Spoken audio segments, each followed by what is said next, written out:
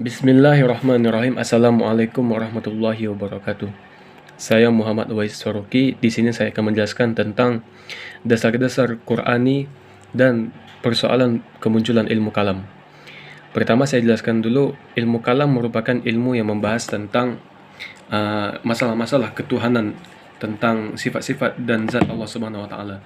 Ilmu kalam juga banyak memiliki nama-nama lain. Ada ilmu usuluddin, dikatakan ilmu usuluddin karena ilmu usuluddin membahas tentang pokok-pokok agama. Lalu ada ilmu tauhid, dinamakan ilmu tauhid karena ilmu tauhid ini membahas tentang keesaan Allah Subhanahu wa taala. Lalu ada teologi Islam, dinamakan teologi Islam karena ilmu ini membahas tentang pertanyaan-pertanyaan ataupun persoalan-persoalan tentang apa itu Tuhan. Lalu ada fikih al-akbar, dinamakan fikih al-akbar karena di dalamnya terdapat banyak pembahasan-pembahasan penting ataupun persoalan-persoalan penting berkaitan dengan masalah ketuhanan. Al-Farabi mengatakan ilmu kalam adalah disiplin ilmu yang membahas tentang zat dan sifat-sifat Allah Subhanahu wa taala serta eksistensi semua yang mukmin, mulai yang berkenaan dengan masalah di dunia sampai dengan kehidupan setelah kematian. Dan tentu berlandaskan dengan doktrin-doktrin Islam yang akhirnya memproduksi ilmu ketuhanan secara filosofis. Sementara itu Ibnu Khaldun mengatakan ilmu kalam adalah disiplin ilmu yang mengandung argumentasi tentang akidah imani yang diperkuat dalil-dalil rasional. Untuk sumber ilmu kalam ada 4. Yang pertama kali adalah Al-Quran. Di dalam Al-Quran banyak ayat-ayat yang menjelaskan tentang sifat-sifat dan zat Allah, tentang masalah-masalah ketuhanan, tentang persoalan-persoalan yang berkaitan dengan Allah Subhanahu wa taala. Lalu ada hadis juga begitu banyak yang menjelaskan tentang masalah-masalah ketuhanan, yang banyak yang membahas tentang persoalan-persoalan ketuhanan. Lalu ada pemikiran manusia. Pemikiran manusia baik itu dari dalam kalangan ulama-ulama muslim sendiri maupun dari non-muslim. Sumber dari pemikiran manusia kebanyakan didasari oleh pertanyaan-pertanyaan umum yang sering ditanyakan oleh manusia pada zaman dahulu, pada orang-orang pada zaman dahulu. Seperti apa itu Tuhan, apa bukti eksistensi, apa tujuan eksistensi kita di dunia ini.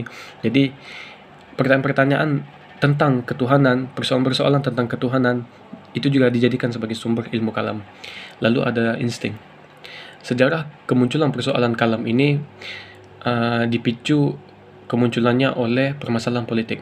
Permasalahan politik yang dimaksud adalah menyangkut tentang peristiwa kematian Utsman bin Affan yang berujung penolakan sikap penolakan Muawiyah terhadap kekhalifahan Ali. Jadi pada saat itu Muawiyah menolak untuk mengikuti Ali karena menganggap Ali telah melakukan hal yang salah. Persoalan ilmu kalam yang pertama kali muncul itu adalah tentang siapa yang kafir dan siapa yang tidak, siapa yang masih berada dalam akidah Islam dan siapa yang telah keluar dari akidah Islam. Dan dari persoalan kalam ini telah menimbulkan 3 aliran teologi dalam Islam. Yang pertama ada aliran Khawarij. Aliran Khawarij mengatakan bahwa orang yang berdosa besar atau orang yang melakukan dosa besar adalah kafir dalam artian ia keluar dari Islam, murtad, dan halal darahnya dibunuh dan wajib dibunuh. Lalu ada aliran Murji'ah yang menegaskan bahwa orang-orang yang berbuat dosa besar, orang-orang yang melakukan kejahatan besar tetap mukmin dan bukan kafir. Adapun soal dosa yang ia telah lakukan itu tergantung kepada Allah Subhanahu wa taala, apakah Allah ingin mengampuni dosanya ataupun tidak. Dan satu lagi adalah aliran Mu'tazilah.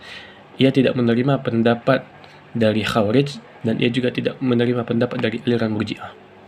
Lalu dalam Islam timbul lagi 2 aliran teologi yang terkenal dengan nama Qadariyah dan Jabariyah. Menurut Qadariyah, manusia memiliki kemerdekaan, memiliki kebebasan dalam segala perbuatannya. Jadi ketika manusia melakukan dosa itu murni karena manusia yang memiliki kehendak, manusia yang memiliki kebebasan atas apa yang ia perbuat. Sedangkan Jabariyah adalah kebalikan dari Qadariyah. Jabariyah berpendapat bahwa manusia tidak memiliki kebebasan dalam melakukan sesuatu. kita tidak memiliki kemerdekaan dalam melakukan perbuatan. Jadi kalau kita melakukan dosa, itu bukan kita yang melakukannya, tapi itu merupakan sudah takdir dari Allah SWT. Jadi inilah pendapat dari Jabariyah. Ia mengatakan bahwa segala sesuatu yang dilakukan oleh manusia itu merupakan takdir dari Tuhan. Itu sudah diatur oleh Tuhan. Lalu ada aliran Mu'tazilah. Aliran Mu'tazilah ini adalah aliran yang bercorak rasional, mendapat tantangan keras dari golongan tradisional Islam, terutama golongan dari pengikut mazhab Hanbal. Tantangan keras ini kemudian mengambil bentuk aliran teologi tradisional yang dipelopori Abu Al-Hasan Al-Asy'ari. Di samping aliran Al-Asy'ariyah, timbul pula disamarkan suatu aliran yang bermaksud menentang aliran Mu'tazilah dan didirikan oleh Abu Mansur Muhammad Al-Maturidi. Aliran ini kemudian dikenal dengan nama teologi Al-Maturidiyah.